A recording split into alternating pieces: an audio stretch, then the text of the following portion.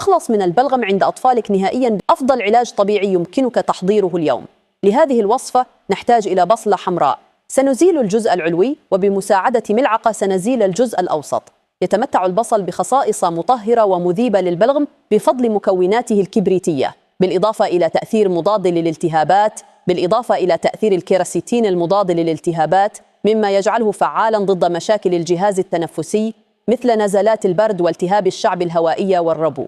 يساعد البصل الغني بالبوليفينول على إزالة احتقان الأنف بشكل طبيعي، كما أنه مذيب طبيعي ممتاز للبلغم، وبالمثل فهو علاج منزلي قوي للسعال. سنضيف إلى البصل 10 غرامات من الزنجبيل المفروم و2 من فصوص الثوم المفروم، ثم سنضيف العسل حتى يغطى تماماً. أحد الأسباب الرئيسية التي تجعل العسل مفيداً للجهاز التنفسي هو أنه منتج صحي طبيعي. الجهاز التنفسي هو أنه مقشع طبيعي. اخلطي جيداً وغطي البصل.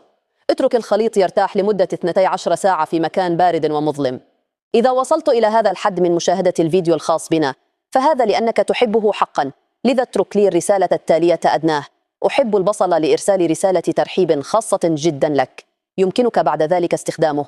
يمكن أن يكون هذا المزيج القوي حليفاً رائعاً لنزلات البرد الشائعة. إنها مصدر إزعاج ويمكن أن تعطل الحياة اليومية.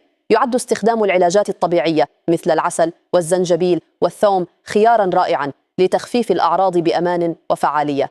من المهم أن تضع في اعتبارك أن الأطفال دون سن الثانية والنساء الحوامل والمرضعات يجب أن يستشيروا الطبيب قبل استخدام هذا العلاج.